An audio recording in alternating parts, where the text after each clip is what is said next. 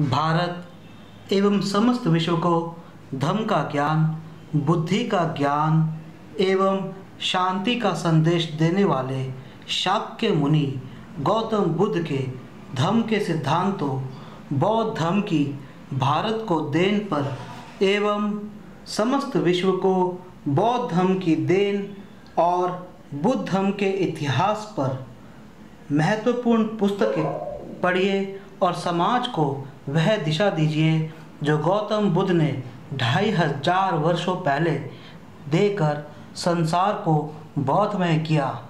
पुस्तकें खरीदने के लिए संपर्क करें निखिल सबलानिया, नई दिल्ली। मोबाइल नंबर हैं 852-7533-051 अथवा 901-330-636236। एक बार दोबारा सुनिए 852-7533-051 अथवा 9133-06236। ईमेल पर है sablannian@gmail.com। अधिक जानकारी के लिए हमारा फेसबुक पेज लाइक करें, डॉक्टर B.R. अम्बेडकर बुक्स।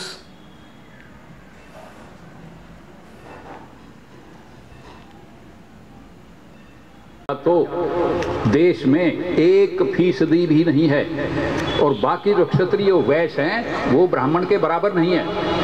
क्षत्रिय ब्राह्मण का, किसी भी ब्राह्मण का द्वारपाल है, चौकीदार है, गेट कीपर है। ये ब्राह्मण इसके क्षत्रिय राजा की पोजीशन है। तो क्षत्रिय उसका रोबोट है, एक मशीन है, और उसको हथियार दे दिया गया है। और वैश्य को एक अधिकार दे दिया गया कि वो सच और झूठ के मिश्रण से अपनी रोजी व्यापार की या पशुपालन की कर सकता है। इस संबंध में आप देखेंगे कि हमें भगवान का नाम कई तरह से लिया जाता रहा है, और एक प्रकार से सोचें तो भगवान का अस्तित्व कभी नज़र नहीं आता, और दूसरी प्रकार से सोचें तो भगवान ही भगवान है। और बौद्धों के बारे में ये कहा जाता है, या बुद्ध के बारे में कहा जाता है कि वो भगवान को नहीं मानते थे। ये सच है या नहीं, ये विचारणीय बात है। आप सब लोग प्रबुद्ध हैं, इस पर विचार करें। अगर भगवान की सत्ता हिंदू धर्म की व्याख्या के अनुसार नहीं है और नहीं थी, तो हम बुद्ध को भगवान बुद्ध क्यों कहते हैं? विचारणीय। इसका मतलब अगर भगवान शब्द नेगेटिव है और वो एक हथियार है ऊपर वाले या सत्ताधारी लोगों के हाथों में हमारा दमन, हमारा शोषण करने का, तो ऐसा शब्द हम बुद्ध के लिए क्यों प्रयोग करें? मैं कोई सुझाव ये नहीं दे रहा कि आप करें या ना करें, लेकिन मुझे कुछ अटपटा सा लगता है, और इस पर आप, मेरा अनुरोध है तो कुछ विचार करें। ब्राह्मण ना हमें बताया जाता है, जो ब्राह्मण धर्म ऐसा है जो हमारे आसपास ओत-प्रोत है। हम उसके ऐसे अंग हैं जो नज़र भी नहीं आते, और सारे देश को धर्म की अफीम ब्राह्मण प्रदान करता है। लेकिन अपने लिए उसने उस भगवान की आवश्यकता नहीं समझी, क्योंकि जो शास्त्र बनाए हैं, चाहे वो कहें कि वो भगवान ने बनाए थे, तो भगवान भी उन जैसा ही होगा। लेकिन शास्त्र में के अनुसार ब्राह्मण के जो 3 कर्म हैं, दान लेना, दक्षिणा लेना, भिक्षा लेना। इसका क्या मतलब है? औरों की मुफ्त की कमाई अपने समेट लेना। कुछ तो वैसे आ जाएगी, कुछ धंधे से आ जाएगी, कुछ धोखाधड़ी करने से आ जाएगी। इसका मतलब ब्राह्मण अपना भगवान आप बना है। जिस उसने देखा कि ये एक कपट और छल पूर्ण व्यवस्था है और इसके खिलाफ आवाज़ उठ सकती है, और उसने ये सोचा कि जो आवाज़ उठती है तो हम तो यहाँ बहुत अल्पसंख्यक हैं, अगर ब्राह्मणों का नॉर्मली कहते हैं कि 4-5% से ज़्यादा नहीं है, और क्षत्रिय जो हैं ये 2-2.5% हैं, वैसे भी 2-2.5% है, ये किसी भी सूरत में 10% से ज़्यादा नहीं है। लेकिन इस देश का प्रचालन हर स्टेज के ऊपर केवल ब्राह्मण करता है। और ब्राह्मण अगर एक किसी भी फंक्शन में कोई यज्ञ वगैरह हवन वगैरह करता है तो व्यवस्था ये है कि ब्राह्मण हर उस घर में उस घर का सबसे पूजनीय व्यक्ति बन जाता है। और उसी के हिसाब से आम आदमी ब्राह्मण को अगर दादा या बाबा कहता है तो इसका मतलब है कि बाप उन लोगों का कोई और है। जो बाबा कहते हैं ब्राह्मण को, इसका मतलब उनका पिता कोई और है। चलो, लेकिन वो पिता कौन है ये कहते हैं भगवान है, और भगवान कौन है कहते हैं राम है, कृष्ण है, वगैरह वगैरह। तो और वो जो उन्होंने कथाएं बना रखी हैं उन कथाओं में उनका अपना ही विश्वास नहीं है, क्योंकि मैं बता चुका हूँ अपने लिए उन्होंने दान दक्षिणा भिक्षा की व्यवस्था खुद की है, भगवान के भरोसे नहीं छोड़ा। क्षत्रियों को शस्त्र धारण देकर और बाकी लोगों को शस्त्रों से वंचित करके ये अधिकार दे दिया है कि ब्राह्मण को तो लूटना नहीं है, डराना नहीं है, लेकिन जितने नॉन ब्राह्मण हैं उनके ऊपर शस्त्र धारण से अपनी रोजी कमाए। शस्त्र धारण से रोजी कैसे कमाई जाएगी? आप हम सब लोग अगर ये फैसला कर भी लें और हमारे साधन हमें इजाज़त दें कि हम सारे के सारे शस्त्रधारी बन जाते हैं, तलवार ले लेते हैं, बंदूक ले लेते हैं, अगर हम 10 दिन 20 दिन 1 महीना दिल्ली में घूमते रहेंगे उन हथियारों को कंधे पर रखकर या हाथ में लेकर, क्या 1 पैसा आपको मिलेगा? नहीं मिल सकता। शस्त्रधारी को पैसा कब मिलेगा? जब वो डाका डालेगा, जब वो लूटेगा, किसी को डराएगा, धमकाएगा। इसका मतलब क्षत्रिय को जो ब्राह्मण ने अधिकार दिया क्षत्रिय का भगवान बनकर, वो है लूट खसूट, जिसमें किसी भी प्रकार का सद्भाव संभाव वगैरह आने का कोई चांस नहीं। क्षत्रिय को यह कहा गया कि ब्राह्मण को किसी प्रकार की सजा ना दी जाए। मनुस्मृति पढ़ो, जितने भी ग्रंथ है, कुछ ऐसे यानी कानून में ऐसा होता है कि कुछ लोगों को इम्यूनिटी प्राप्त होती है, यानी वो कुछ भी करें उनको सजा नहीं दी जा सकती। जैसे एक अबोध बच्चा है, उसके हाथ से किसी का कत्ल हो जाता है तो उस अबोधता के कारण उसको इम्यूनिटी है। तो इन शास्त्रों के अनुसार ब्राह्मण चाहे कुछ भी करे उसको इम्यूनिटी है, वो सरकार और जो भी है हर एक आदमी से ऊपर है। मैंने बात कहा था कि इसका जो चलन और प्रचलन है केवल ब्राह्मण की वजह से, आप सब जानते हैं, सिर्फ उसको ध्यान में लाने की जरूरत है कि जब भी कोई बड़ा अधिकारी बनता है, राष्ट्रपति बनता है, प्राइम मिनिस्टर बनता है, सुप्रीम कोर्ट का जज या चीफ जस्टिस बनता है, हाई कोर्ट का बनता है, या RI वगैरह NRI के सिलसिले में जो यानी बहुत ज़्यादा पैसा कमा लेता है, तो हर ओकेजन पर उसको कहा जाता है कि हवन करा लो। और हवन कराते हुए एक बात हमेशा, आप प्रबुद्ध लोग हैं, आपको पता होगा, लेकिन मैं आपकी इजाज़त से कहना चाहूँगा, एक मुख्य मंत्र जो है जो ब्राह्मण उस समय बोलता है वो है ऋग्वेद का पुरुष सूक्त मंत्र। उस मंत्र को पुरुष सूक्त कहा है, स्त्री सूक्त नहीं कहा गया है। इसका मतलब है कि सारा ब्राह्मण धर्म हर प्रकार से स्त्री विरोधी है और स्त्री का दमन करता है, ऑफिशियली दमन करता है, धर्म के माध्यम से करता है, क्षत्रिय के माध्यम से करता है, वैश्य के माध्यम से करता है, और जो बाकी रह गए इनको कूड़ा करकट समझ के एक तरफ फेंक देता है। उनको जिंदा रखना जरूरी है क्योंकि उनको सेवा करने वाले चाहिए। इसलिए जो चौथा वर्ग है 90% लोगों का, उसको उस वक्त नाम शूद्र दे दिया था, आज कोई उसको आम आदमी कहता है, कॉमन मासेज वगैरह वगैरह। तो जो आम आदमी हैं उनके लिए भगवान बनाया गया है, ताकि उसके चक्कर में आकर सारे के सारा आदमी बेवकूफ़ बनकर, रॉबर्ट बनकर लाइन में खड़े होकर किसी के सामने मस्तक हों और किसी को सारा अपना धन लुटा दें, अपनी मर्जी से भी लुटाते रहें और उनको सुझाव दे दिया जाए वो हो जाए। तो पुरुष सूक्त में वर्ण व्यवस्था का जन्म है और उसमें बताया गया है इन प्रैक्टिकल चीज़ें कि ब्राह्मण भगवान के या ब्रह्मा के मुख से पैदा हुआ, क्षत्रिय हाथों वगैरह से, तो इस तरह से आप सब जानते हैं। यहाँ पर सोचने की बात है कि ब्राह्मण मुख से पैदा हुआ, तो क्या मतलब इस बात का? आपने कभी अपने बारे में सोचा है मुख से क्या पैदा होता है? थूक, वॉमिटिंग, और वॉमिटिंग जिसको हो जाती है, वॉमिटिंग इतनी गंदी चीज है जिसका मतलब ह्यूमन या किसी भी प्रकार का एक्सक्रीटा भी उसके सामने रख दो उधर, उसके सामने बदबूदार नहीं हो सकता। अगर प्रैक्टिकल सेंस में देखें तो ये भी बात सच है कि ब्राह्मणों ने जिन शास्त्रों के अधिकार से अपने लिए, अपने नौकर क्षत्रियों के लिए, अपने खजांची वैश्यों के लिए जो व्यवस्था दी है, इससे ज़्यादा गंदी और बदबूदार अवस्था हो ही नहीं सकती।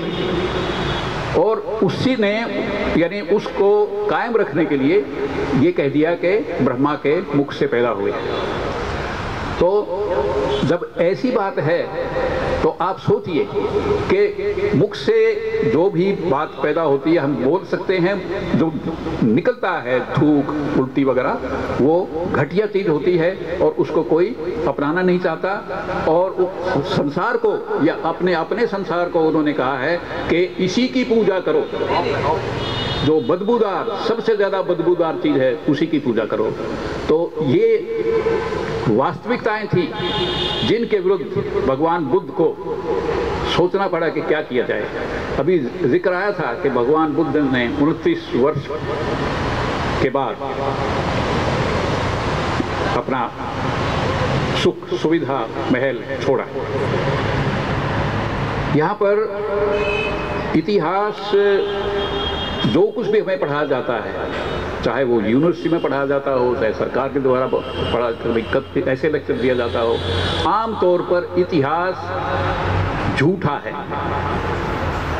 सच्ची बातें इतिहास में नहीं लिखी जा सकती। सच्ची बात के आधार पर किसी को पीएचडी नहीं दी जा सकती, क्योंकि पीएचडी का सब्जेक्ट क्या होगा वो हेड ऑफ द डिपार्टमेंट या उनका आगे एक एडवाइजरी बोर्ड होता है वो करेगा।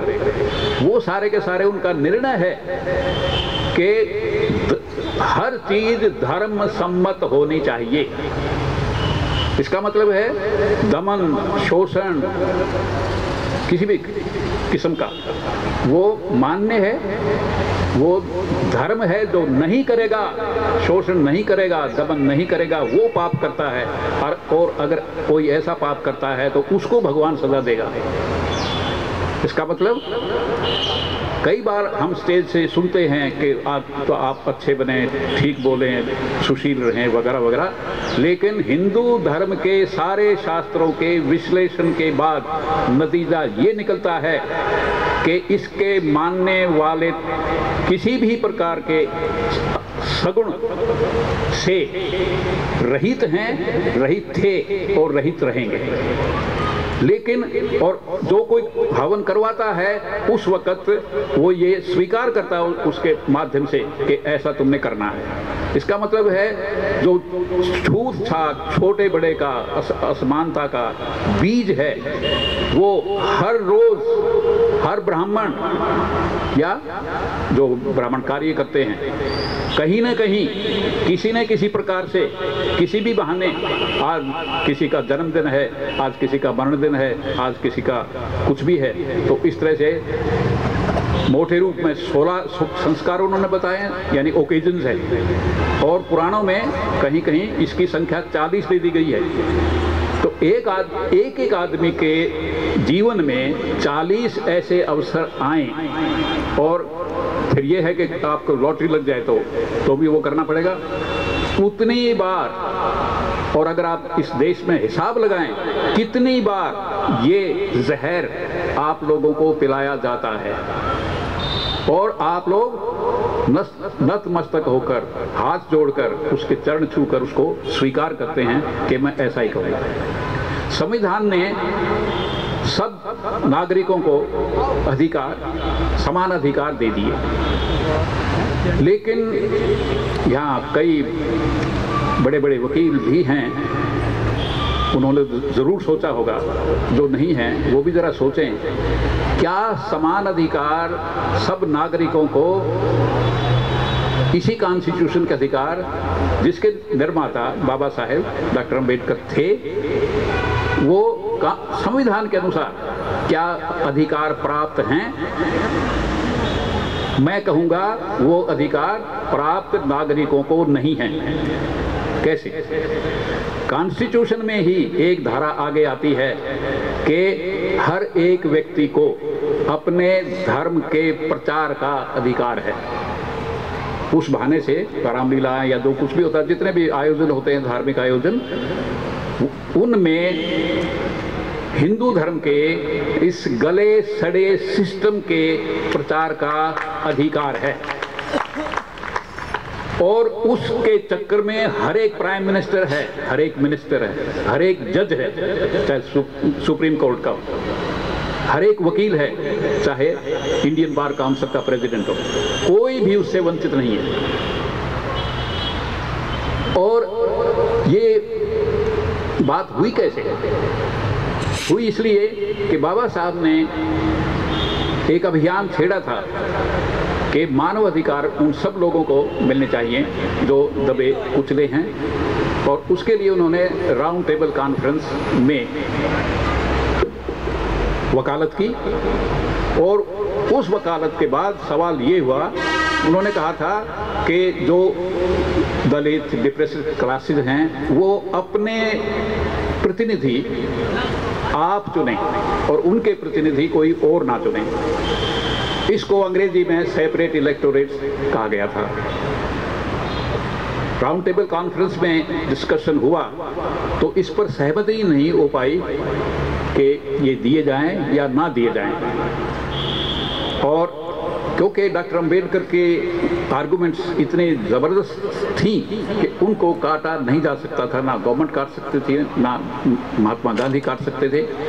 और अफसोस की बात यह है, पॉलिटिकली दलित दूसरे लोगों का सहारा लेते हैं और जिंदा रहने के लिए शायद ज़रूरी भी हो, लेकिन उस राउंड टेबल कॉन्फ्रेंस में जितने हिंदुओं के अलावा दूसरे मजहबों के, धर्मों के रिप्रेजेंटेटिव्स थे, किसी ने भी डॉक्टर अम्बेडकर का समर्थन नहीं किया, किसी ने भी।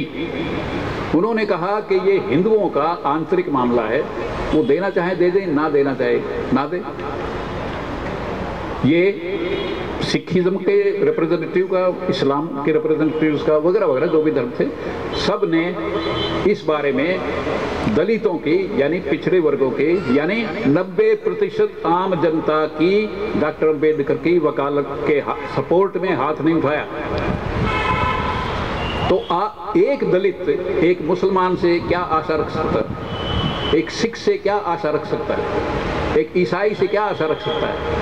और हिंदू से तो जो आशा रख सकता है आप देख ही चुके हैं। यहाँ तक कि एक नाम है, जब ये आज़ादी वगैरह का दिवस आता है उस वक्त आमतौर पर उसका जिक्र होता है, अल्लामा इकबाल, जिसको मोहम्मद इकबाल भी कहते हैं, उसको बहुत बड़ा शायर माना जाता है। हिंदू लोग उसके एक शेर को या कुछ शेरों को गाकर या औरों से भजन गवाकर बहुत गर्व का अनुभव करते हैं उसने। और वही मोहम्मद इकबाल पाकिस्तान के आइडिया का जन्म देने वाला अकेला व्यक्ति है। चाहे बाद में मुख्य कार्य वो क्या था, मुस्लिम नेता जिना उसने किया, कायदे आज़म जिस तरह यहाँ राष्ट्रपिता महात्मा गांधी को कहते हैं, चाहे वो बना, लेकिन इस आइडिया का जन्म उस मोहम्मद इकबाल ने दिया था। और उसका एक दो शेर तो बड़े चाव के साथ हर आदमी गाता है। मुसलमान तो गा सकते हैं ही, लेकिन हिंदू बहुत गर्व करते हैं, हिंदी हैं हम, हिंदी हैं हम, हिंदुस्तान वतन है हिंदुस्तान हमारा, बुलबुलें हैं इस चमन की हम, ये गुलिस्तान हमारा। हिंदी शब्द जो है, इसके ऊपर इस देश में विचार करने वाला व्यक्ति, माफ करेंगे बहुत सख्त बात कह रहा हूं, इस देश में विचार करने वाला व्यक्ति बहुत मुश्किल से पैदा होता है, बड़ी मुश्किल से होता है पैदा। को दीदार वगैरह का खैर उसको छोड़िए, तो विचारक हमारे देश में है नहीं, क्योंकि हर विचारक हवन करवा लेता है और हर विचारक कैदी बन जाता है। और जितने हमारी संस्थाएं यूनिवर्सिटीज हैं, यूनिवर्सिटी भी इसी की कैद में है। कोई भी प्राइम मिनिस्टर बनता है, हवन करवाता है, जैसे बताता हूँ, जज बनता है। तो जब ये कसम ले ली कि हम तो अन्याय अत्याचार करेंगे, तो उनसे आप क्या उम्मीद करेंगे? तो खैर, उसने मोहम्मद इकबाल ने ये कहा। और हिंदी शब्द पर हिंदू लोग बहुत खुश होते हैं। देखो, उसने कहा था हिंदी हैं हम, वतन है हिंदुस्तान हमारा, लेकिन हिंदी का अर्थ क्या होता है कोई नहीं सोचता। इस पर आज तक मैंने कोई आर्टिकल कहीं नहीं देखा। हिंदी का मतलब उसने कहा था हिंद में रहने वाले लोग। हिंदू लोग अपनी नादानी में हिंदी को हिंदू कहते हैं, लेकिन असल में उसका मतलब ये था, मुसलमानों को भी कह रहा था, औरों को भी कह रहा था कि हम सारे के सारे हिंदी हैं। जिस तरह से बीजेपी वगैरह ने एक नारा दिया हुआ है हिंदुत्व का, तो हिंदुत्व का जो हिंदू अर्थ निकालता है वो और है, और हिंदी का जो अर्थ मुसलमान निकालता रहा है या निकालेगा कभी भी, वो और है। और शाब्दिक अर्थ दोनों के एक हैं। हिंदी के माने जो हिंद का बासिंदा है, और हिंदुत्व भी वही है कि हिंदू होना जरूरी नहीं है, एक विचारधारा है जो मान लेता है। विचारधारा क्या है? वही गली सड़ी। तो हिंदी हैं, तो इसका मतलब मोहम्मद इकबाल जो था वो भी उस राउंड टेबल कॉन्फ्रेंस में एक डेलीगेट था। उसने भी अपनी जुबान नहीं खोली। फैसला ये हुआ कि गांधी ने कहा कि जी हम तो इस पर एक मत नहीं हो सके। प्राइम मिनिस्टर को कहा कि आप अवार्ड दे दीजिए, आप अवार्ड दे दीजिए। उन्होंने अवार्ड दे दिया, कम्युनल अवार्ड जिसको कहा गया, जिसमें सेपरेट इलेक्टोरेट्स दिए गए। सेपरेट इलेक्टोरेट्स जब दिए गए तो गांधी ने एक चिट्ठी लिखी प्राइम मिनिस्टर को कि ये हमारे हिंदू धर्म के ऊपर बहुत बड़ा कुठाराघात होगा और मैं सुझाव देता हूं कि इसको बदल दीजिए। उसने कहा कि आप सब लोगों ने कहा था कि आप जो फैसला करेंगे वो लागू होगा, मान्य होगा, और उस फैसले के अधीन मैंने अवार्ड दिया है। और जब तक आप सब लोग मिलकर ये ना कहें कि इसमें तब्दीली करो, मैं नहीं कर सकता। आखिर उन्होंने शायद प्राइवेटली कोई फैसला किया, तो उसने खुद सुझाव दिया प्राइम मिनिस्टर ने कि ये डिमांड डॉक्टर अंबेडकर की थी, अगर उनको मनवा लेते हैं इसमें किसी तब्दीली के लिए तो कुछ किया जा सकता है। और उसमें भी कुछ क्या किया जा सकता है, आप लोग आपस में कोई भी सहमति कर लीजिए। तो महात्मा गांधी ने मरण व्रत कर दिया। मरना चाहते नहीं थे, लेकिन मरण व्रत किया। आप सोचिए कितने मरण व्रत किए महात्मा गांधी ने। मेरा ख्याल है, हो सकता है मैं गलत हूँ, इस ओकेजन के सिवा कभी महात्मा गांधी ने मरण व्रत नहीं किया। क्या था ओकेजन? कि 90% लोगों को मानव अधिकार मिल जाएं और वो अपने अपने रिप्रेजेंटेटिव खुद चुन लें। वो बदल दिया गया, डॉक्टर अंबेडकर को बुलाया गया, उनके ऊपर जिस प्रकार का भी दबाव दिया जा सकता था वो दिया गया। और महात्मा गांधी ने वहाँ पर राउंड टेबल कॉन्फ्रेंस में डॉक्टर अम्बेडकर की स्पीच का जवाब देते हुए कहा था कि डॉक्टर अम्बेडकर, आप जानते नहीं हैं इस भारत देश की जनता को, भारत देश गाँव में बसता है। जो उन्होंने स्पष्ट रूप में नहीं कहा, लेकिन इसका अर्थ है कि हिंदू धर्म की गंदी अवस्था का सपोर्ट अगर कहीं से मिलता है तो वो गांव से मिलता है, शहर से नहीं मिलता। आगे उन्होंने कहा था कि अगर तुम इस बात पर अड़े रहे तो दलित इस तरह से बिखरे हुए हैं कि हर गांव में वो 5, 7, 10%, कहीं 20% भी हो सकते हैं, और उनको चुन चुन कर वीड की तरह से निकाला जा सकता है। ये तो वहाँ की स्पीच थी। और जब डॉक्टर अम्बेडकर को बुलाया तो उनकी पत्नी ने अपनी ओढ़नी उनके कदमों में रख दी कि मेरे पति को बचा लो। डॉक्टर अम्बेडकर मजबूर हो गए कि एक तो ये देश के बड़े नेता हैं या बने हुए हैं, और दूसरी तरफ ये बात कि अगर ये मर गए तो दलितों को कुछ नहीं मिलेगा। इसलिए मजबूरी में उन्होंने पूना पैक्ट माना, और पूना पैक्ट में वो अधिकार छीन लिए गए। मैं अभी बस इसी बात खत्म करूंगा। पूना पैक्ट में वो अधिकार छीन लिए गए, और ये हो गया कि हर एक वर्ग के रिप्रेजेंटेटिव, नुमाइंदे सबके वोटों से बनेंगे। सबके वोटों से बनेंगे तो दलित का हितैषी कोई कानून बने नहीं सकता, और आज भी यही हो रहा है। उन्हीं के बारे में डॉक्टर अम्बेडकर ने कहा था कि हमारे नुमाइंदे पार्लियामेंट में अपना मुंह तभी खोलते हैं जब उनको उबासी लेनी होती है,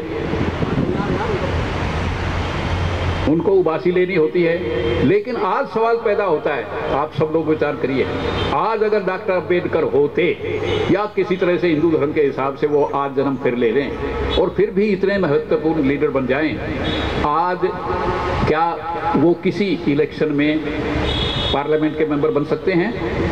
मेरे विचार में नहीं। अगर बन भी जाए किसी वजह से, तो मैं आपसे ही पूछता हूँ, आप अपने आप से पूछिए, क्या उनको अपना मुंह बंद रखना नहीं पड़ेगा? क्योंकि हर पार्टी अपने नुमाइंदे वो चुनती है जो लीडर के कहने पर ही मुंह खोल सकते हैं, अदरवाइज किसी को मुंह खोलने की इजाज़त नहीं है, उसके ऐसे है। तो उसके हिसाब से उन्होंने कहा था कि ऐसा पोजीशन है, तो वो पोजीशन अगर है तो क्या डॉक्टर अम्बेडकर किसी भी पार्टी के साधारण एमपी अगर बन जाएं, क्या 2 शब्द बोल सकते हैं दलितों के हक में? नहीं। ये व्यवस्था है कहाँ? उसी कॉन्स्टिट्यूशन में है जिसके मुख्य निर्माता डॉक्टर अम्बेडकर थे। जो अन्याय पूना पैक्ट में 1932 में हुआ, क्या उसको दूर नहीं किया जा सकता था? उसको 1935 के गवर्नमेंट ऑफ इंडिया एक्ट में शामिल कर लिया गया। ये व्यवस्था 1947 तक जारी रही जब भारत आज़ाद हुआ। उसके बाद एक और अजीब बात देखिए, जिस गांधी ने डॉक्टर अम्बेडकर के उस सीधे से सुझाव को नहीं माना था, उसके सुझाव पर डॉक्टर अम्बेडकर को संविधान का मुख्य निर्माता बनाया गया। 1935 में डॉक्टर अम्बेडकर कुछ नहीं कर सके। अपने आप से पूछिए, डॉक्टर अम्बेडकर ने 1932 से 1947 तक इस बारे में क्या किया? पुस्तकों में उन्होंने बहुत अफसोस ज़ाहिर किया, गलती हो गई, हम क्या करते वगैरह वगैरह। लेकिन जब वो कॉन्स्टिट्यूशन के मुख्य निर्माता हुए, मैं अपने वकील साथियों से पूछता हूँ कि पार्लियामेंट्री जो स्टडीज यानी रिपोर्ट्स हैं स्पीचेस की, वही नहीं जो डॉक्टर अम्बेडकर के सिलसिले में, कहीं भी आप किसी की ड्यूटी लगाइए, आपके पास है तो लगाइए, उसमें ज़रा खोजने की कोशिश कीजिए कि 1932 के अन्याय को दूर करने के लिए किसने क्या कहा और कब कहा। मैं सवाल करता हूं, डॉक्टर अम्बेडकर से ज़्यादा पूज्य मेरे लिए कोई और नहीं है, और उन्हीं की वजह से हम यहाँ तक पहुँचे हैं। लेकिन सवाल मैं पैदा करता हूं कि क्या उन्होंने कॉन्स्टिट्यूशन का मुख्य निर्माता होते हुए उस अन्याय के दूर करने में कोई कोशिश की? अगर वो कोशिश करते तो वो भी सफल नहीं होती, ये माना जा सकता है। लेकिन अगला सवाल मैं करता हूं, क्या डॉक्टर अंबेडकर 1950 तक उस बात के लिए लड़े? अगर नहीं लड़े तो क्यों? बाद में उन्होंने मिनिस्ट्री से भी इस्तीफा दिया, वो भी सिचुएशन तो ऐसी ही थी। लेकिन ये एक विचारणीय बात है। और अगर ये व्यवस्था कॉन्स्टिट्यूशन में आज भी है, और जिस आरक्षण की बात आप करते हैं, ये तो 10-10 साल के बाद बढ़ाया जाता है। उस वक्त के जो प्रबुद्ध लोग थे, उन्होंने ये सोचा था कि 10 वर्ष में जो दबे कुचले लोग हैं वो औरों के बराबर आ जाएंगे। लेकिन वो कितनी बार बढ़ाया जा चुका है, और इस वक्त उसकी सीमा 1920 तक है। 1920 में एक रेजोल्यूशन पास करती है पार्लियामेंट कि हम उसको करते हैं। अगर वो रेजोल्यूशन ही ना करें, किसके पास क्या अधिकार है कि रिजर्वेशन का हक भी आपको मिलेगा? खैर, बातें बहुत हैं, इसलिए आपका आभारी हूँ, आपने ध्यान से सुना। खासतौर पर बाग साहब का मैं आभारी हूँ कि उन्होंने मुझे आमंत्रित किया। धन्यवाद। भारत के संविधान निर्माता, दलित, आदिवासी एवं पिछड़े समाज के संरक्षणकर्ता, भारत रत्न बोधिसत्व बाबा साहेब डॉक्टर भीमराव अंबेडकर जी द्वारा लिखी गई पुस्तकें, उनके द्वारा लिखे गए भाषण एवं लेख खरीदने के लिए संपर्क करें निखिल सबलानिया, नई दिल्ली। फ़ोन 852-7533-051 एवं 901-330-6236। इसके लिए आप ईमेल भी कर सकते हैं। ईमेल है sablanIan@gmail.com। पुस्तकें आप दिल्ली में आकर या कहीं भी डाक द्वारा प्राप्त कर सकते हैं। अधिक जानकारी के लिए हमारा फेसबुक पेज लाइक करें, डॉक्टर BR अम्बेडकर बुक्स।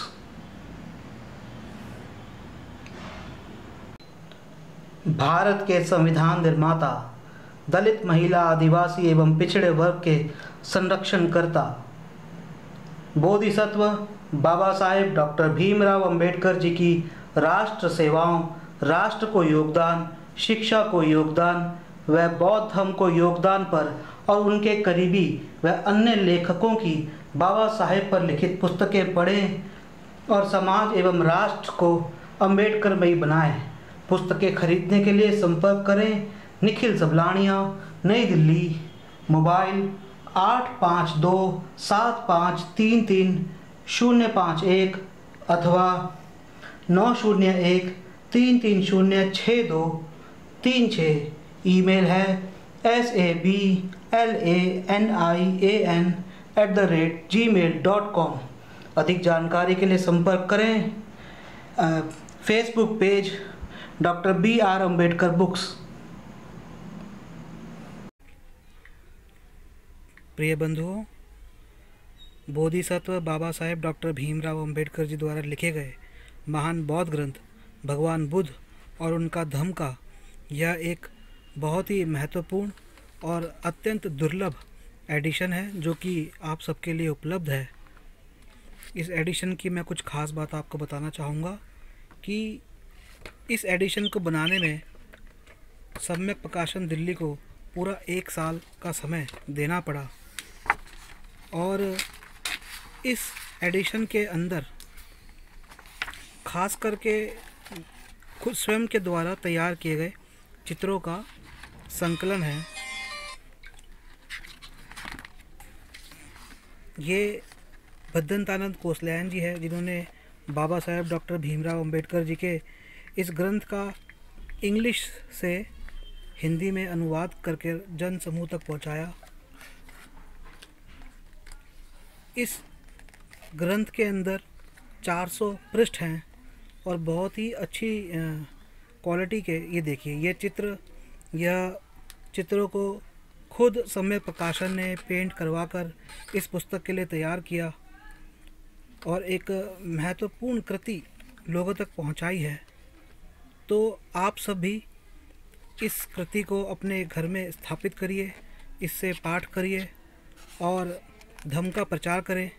इसको खरीदने के लिए आप मुझसे संपर्क कर सकते हैं और डाक द्वारा घर पर मंगवा सकते हैं।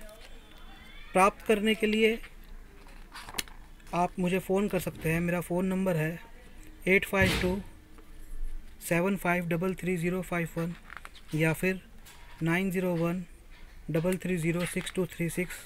आप ईमेल भी कर सकते हैं sablanian@gmail.com। इसका मूल्य 3800 रुपये है और यदि आप बाय पोस्ट मंगवाते हैं तो 4000 रुपये आपको पड़ेगा। तो जल्दी करिए और यह अपनी एक प्रति अपने घर में स्थापित करें।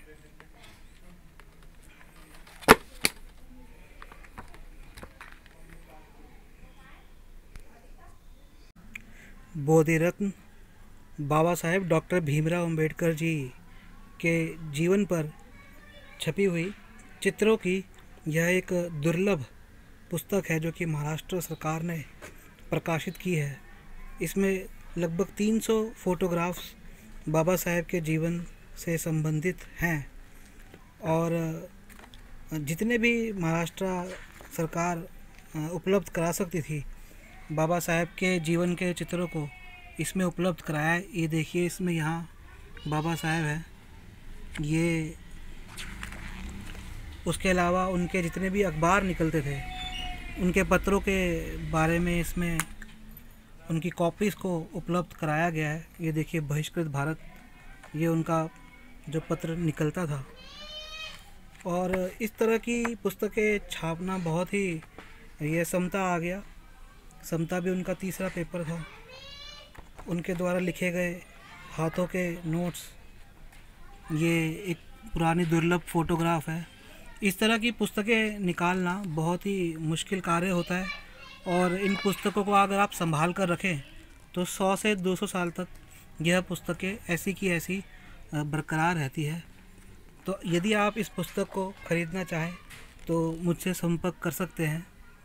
संपर्क है निखिल सबलानिया, मोबाइल नंबर 8527533051 या 9013306236। ईमेल है sablanian@gmail.com। देखिए, ये कालाराम सत्याग्रह के दुर्लभ चित्र जो कि आपको कहीं भी नहीं मिलेंगे, महाट सत्याग्रह के चित्र, वह सब इस पुस्तक में है। तो जल्द ही अपनी एक कॉपी बुक करें। इसका मूल्य 2 से 2500 रुपये के बीच में है।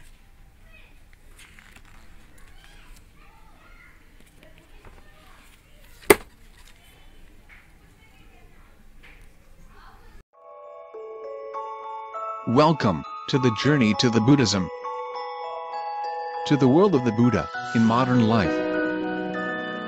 A life full of desires and wishes. A life of lust, passion and physical craving.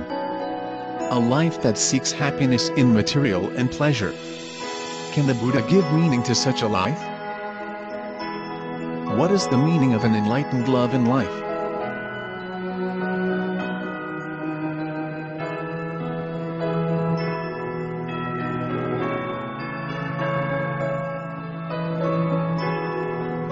Enlightened love.